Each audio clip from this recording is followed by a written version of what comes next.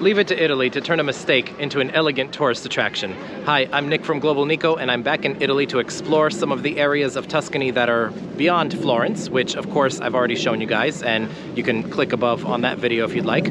But I decided to come back, A, because there are easy flights to Pisa. Pisa does have a small airport really close to the town that's easy to get to from many parts of Europe nowadays, thanks to Ryanair. But I decided to take advantage of one of those cheap flights to come back here for a little bit and see some of the parts of Tuscany besides Florence, because Tuscany of course has a lot to offer besides Florence, and one of them is Pisa. Now Pisa is pretty small, and many Italians I know have told me to not spend too much time here, and I can see why. You've got the Leaning Tower here, you've got the whole area that it's at here in front of it, and so basically if you do that, eat some good local food, you've pretty much had your time in Pisa, and then it's time to go on to some other parts of the region. I'm coming during low season, but it's still a weekend. Expect that you won't be the only one here filming videos and taking photos and doing the whole, you know, the whole tourist photo thing with the tower here behind me. You can go up to the tower as well. I don't think I'm going to, just because, I mean, okay, you know, you see it up here, and it's kind of enough for me.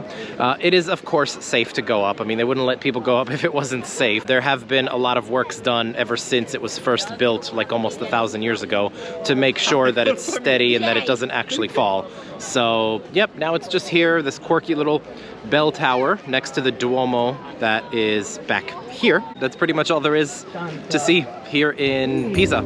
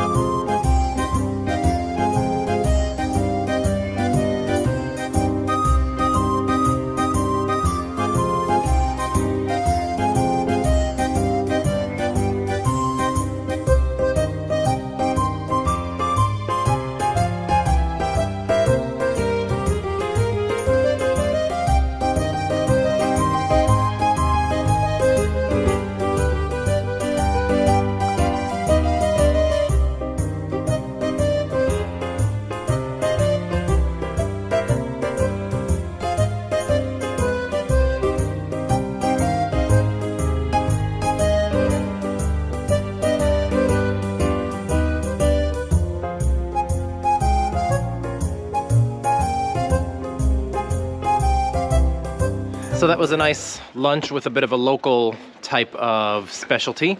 The pizza was apparently a Pisa-style pizza. I didn't think I would like it so much because I'm not a fan of anchovies, but actually the anchovies were like barely even really noticeable, to be honest, and it actually was better than I thought.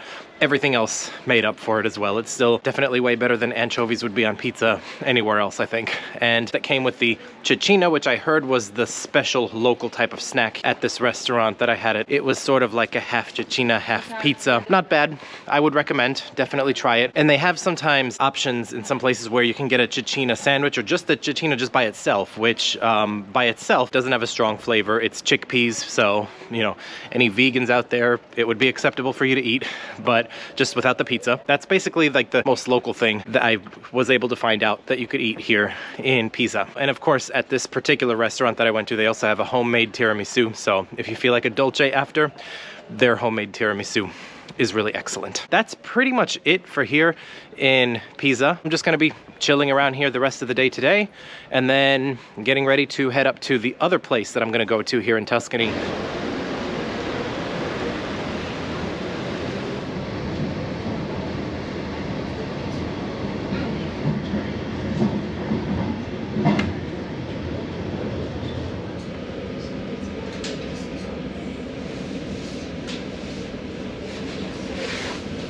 So I have just arrived here in Siena and have checked into the place I am staying here in the old historic city center in a building that was built in the 15th century. And there's something really cool about this room that I have to show you guys because it is very much in the style of the 15th century buildings that you have here in Siena. I mean, check this out. First of all, the fresco right here. There's a frescoed ceiling.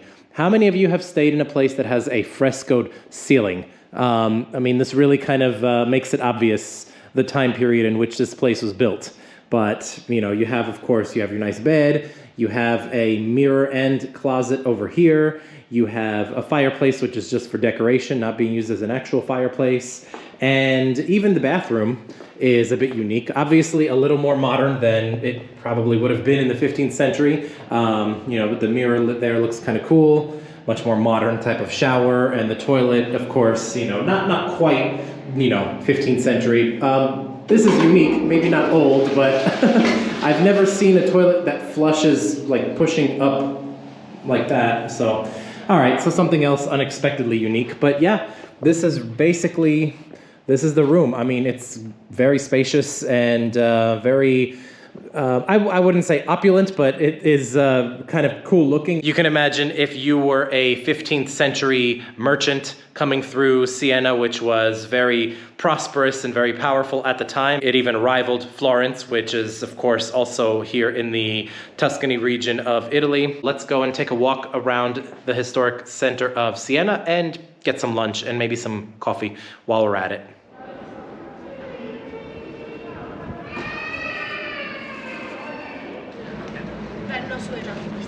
En mi pueblo se rompió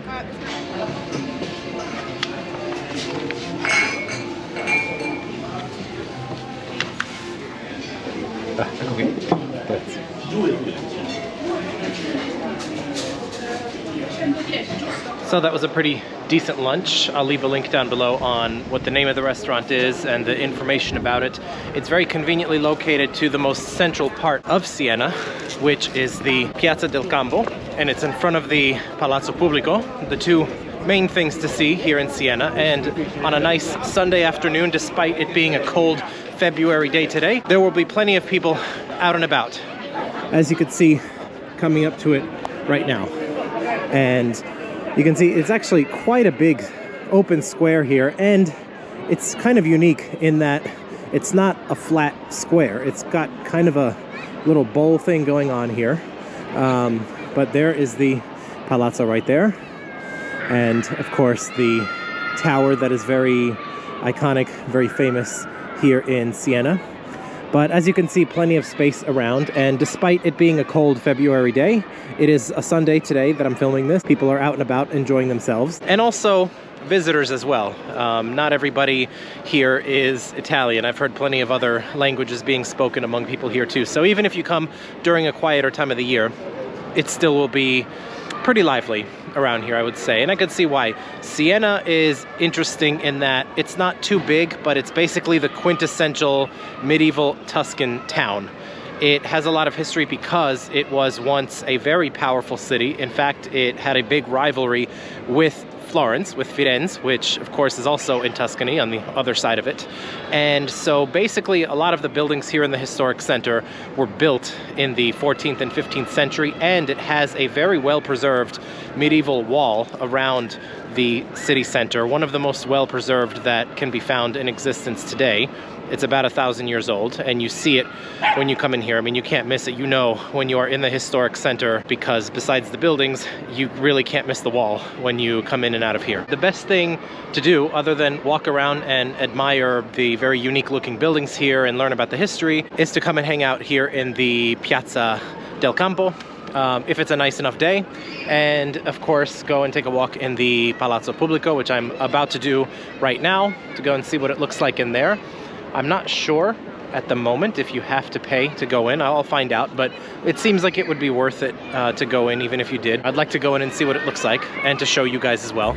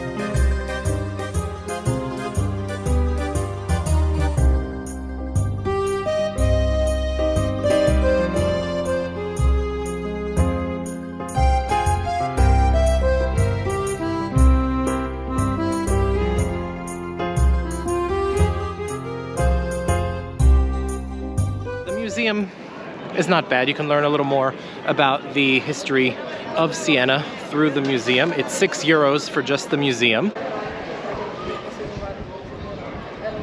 One day is all you really need in Siena because, like Pisa, it's very small, but unlike Pisa, it's a little more compact and a little more medieval. For a quick sort of 3-day weekend to see Pisa and Siena, since they're both small in their own right, it's easy to see one day, the other day, take a little bit of time to transit between the two, and you basically have an easy weekend in Tuscany where you can see things in Tuscany beyond Florence. Which, yes, Florence is nice too. Go there too, of course, if you haven't been. But if you've been there and you want to see some other, maybe lesser known and smaller places in Italy, then Siena and Pisa. Thank you for coming along here with me by watching this video. Of course, make sure that you click like on this video. As always, subscribe if you haven't, and make sure that you take care and travel better.